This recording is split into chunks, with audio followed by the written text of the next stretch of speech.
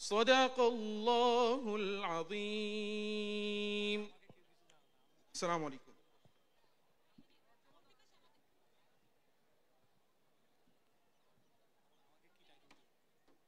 ধন্যবাদ। এ পর্যায়ে গীতা থেকে পাঠ করবেন অর্পিতা সামাদেব।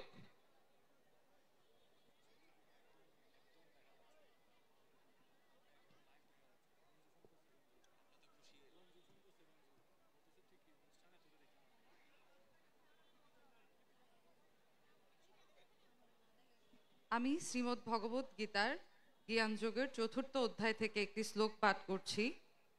যদা যদা হি ধর্মস্য গ্লানির্ভবতি ভারত অভ্যুত্থানম ধর্মস্য তদাত্মানম সৃজাম্যহম পরিত্রাণায় সাধূনাং বিনাশায় চ দুষ্কৃতাম ধর্ম সংস্থাপনার্থায় সম্ভবামি যুগে যুগে। অর্থ: হে ভারত, যখনই ধর্মের অধঃপতন হয় এবং অধর্মের অভ্যুত্থান হয়, তখন আমি নিজেকে প্রকাশ করে অবতীর্ণ হই সাধুদের পরিত্রাণ করার জন্য এবং দুষ্কৃতিকারীদের বিনাশ করার জন্য এবং ধর্ম সংস্থাপনের জন্য আমি যুগে যুগে অবতীর্ণ হই। ধন্যবাদ।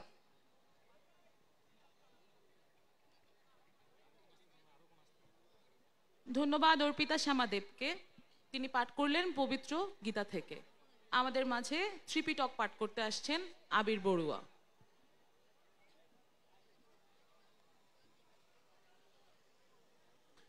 নমো তস্যাম ভগবতো আরহতো সম্মা সম্বুদ্ধস্যা। বুদ্ধাং শরণং গচ্ছামি, ধম্মাং শরণং গচ্ছামি, সংঘাং শরণং গচ্ছামি। বুদ্ধের শরণ গ্রহণ করছি, আমি ধর্মের শরণ গ্রহণ করছি এবং আমি সংঘের শরণ গ্রহণ করছি।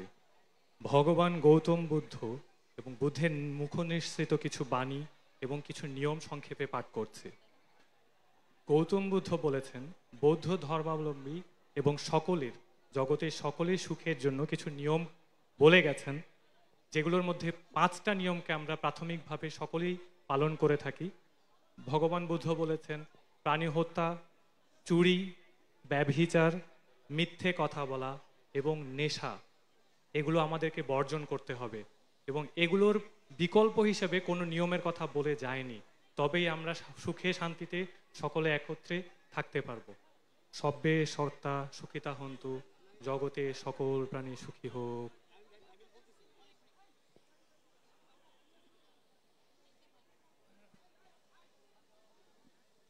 ধন্যবাদ আবির বড়ুয়াকে আমাদেরকে ত্রিপিটক থেকে পাঠ করে শোনানোর জন্য। সম্মানিত সুধী, এ পর্যায়ে আমাদের সামনে পবিত্র বাইবেল থেকে পাঠ করবেন অলিক মৃ, যুগ্ম সদস্য সচিব, জাতীয় নাগরিক কমিটি।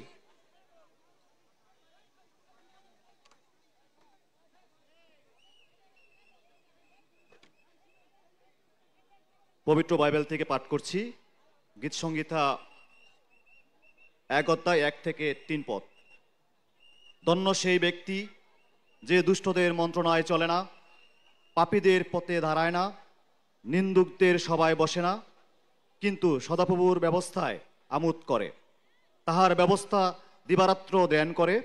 সে স্রোতের তীরে রূপিত বৃক্ষের সদৃশ্য হইবে, যাহা যথাসময়ে ফল দেয়, যাহার পত্র ম্লান হয় না, আর সে যাহা কিছু করে তাহাতেই কৃতকার্য হয়। ঈশ্বর সকলকে আশীর্বাদ দান করুক, আমেন।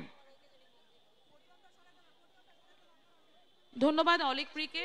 আমাদের পবিত্র ধর্মগ্রন্থগুলো থেকে পাঠ করলেন আমাদের সঙ্গে তারেক রেজা, অর্পিতা শ্যামাদেব, আবির বড়ুয়া, অলিক প্রি। ধর্মীয়, রাজনৈতিক এবং অর্থনৈতিক বৈষম্যের বিরুদ্ধে আমাদের যে অবস্থান তা জারি থাকবে। এখন আমরা দর্শক, আজকে বাংলাদেশে নতুন পলিটিক্যাল পার্টি জাতীয় নাগরিক পার্টি, তার আত্মপ্রকাশ করা হয়েছে। লম্বা একটা প্রোগ্রাম হয়েছে রাস্তাতে। তবে তার একেবারে শুরুতে এইসব ধর্মীয় গ্রন্থ থেকে পাঠ করানো হয়েছে এবং তার মধ্যে গীতাও রাখা হয়েছিল। কি বলবেন? সকলকে নিয়ে চলার মতো দল গঠিত হচ্ছে, এটা বলবেন, নাকি ওই নাম কাওয়াস্তে জাস্ট শুরুতে দেখিয়ে দেওয়া হলো আমরা সব ধর্মকে সমান চোখে দেখি, আদতে কাজে দেখা যাবে অন্য? কি বলবেন দর্শক?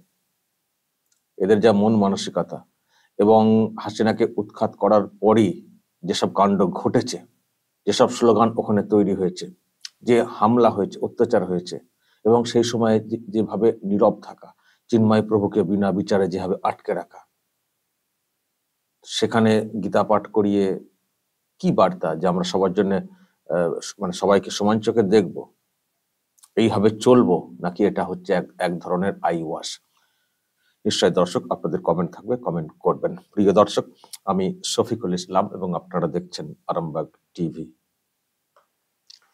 আমি সবটা দেখতে পারিনি প্রোগ্রাম, কারণ আজকে তো একটা বিরাট খেলা হচ্ছে না, অস্ট্রেলিয়া ভার্সেস আফগানিস্তান। দুর্দান্ত ব্যাটিং করেছে আফগানিস্তান। দেখা যাক, ওইদিকে নজর রেখেছিলাম এবং এখনো খেলা দেখতে বসবো। তো যতটুকু দেখলাম তার মধ্যে কিছু কিছু বিষয়ে নজর রাখছিলাম, বিশেষ করে যারা পরিচিত মুখ তারা কি বলছেন। তো যারা সব বক্তব্য রেখেছেন সমন্বয়ক হিসেবে, যারা সব আর কি ছিলেন, তাদের মধ্যে আমার তো ওই হাসনাত আব্দুল্লাহর বক্তব্যটা কি বলবো, শুনুন। মানে ওনার বক্তব্যটা, মানে বক্তব্যের ভঙ্গিটা দর্শক ভালো করে আগে দেখুন, তারপরে শুনুন উনি কি বলেছেন। হাসনাত আব্দুল্লাহ বক্তব্য রাখছেন। হাসনাত আব্দুল্লাহ।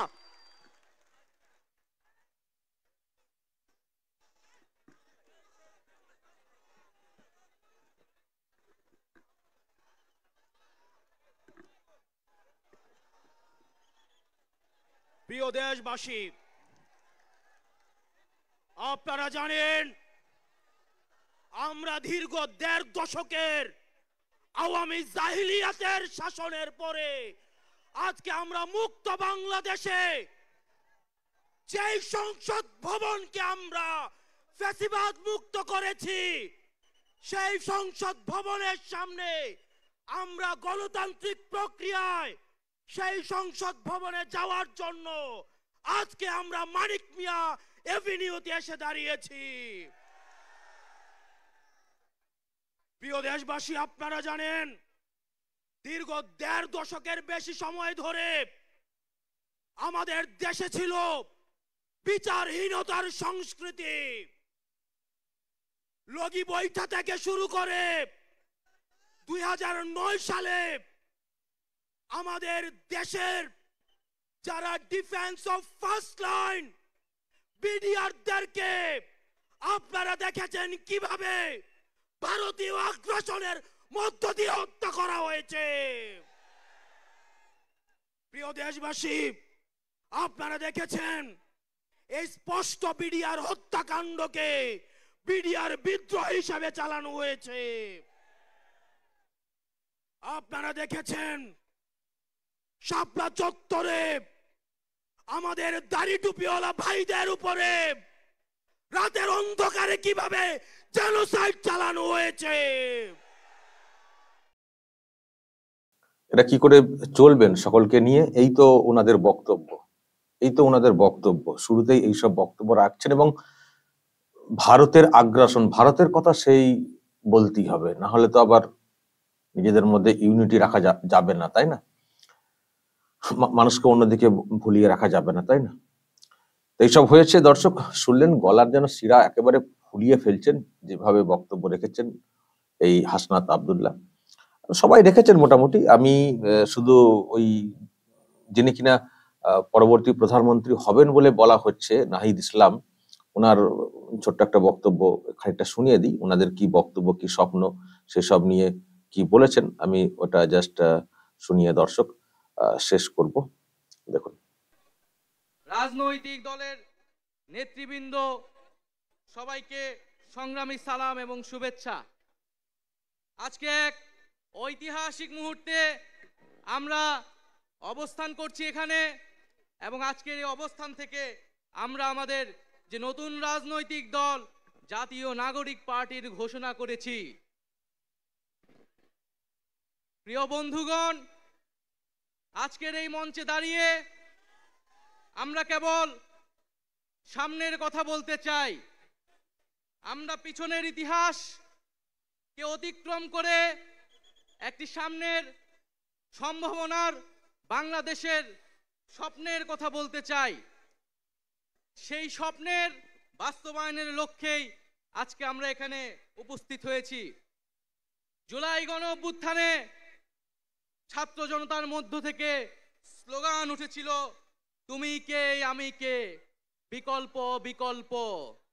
আজকে সেই বিকল্পের জায়গা থেকে নতুন রাজনৈতিক দলের আত্মপ্রকাশ ঘটেছে। আমরা মনে করি বাংলাদেশে যে বিভাজনের রাজনীতি তৈরি করে বাংলাদেশের জনগণকে দুর্বল করে রেখে রাষ্ট্রকে দুর্বল করে রাখার যে ষড়যন্ত্র তৈরি হয়েছিল, সেই ষড়যন্ত্র আমরা জুলাই গণ অভ্যুত্থানে সকলের ঐক্যের মাধ্যমে ভেঙে দিয়েছি।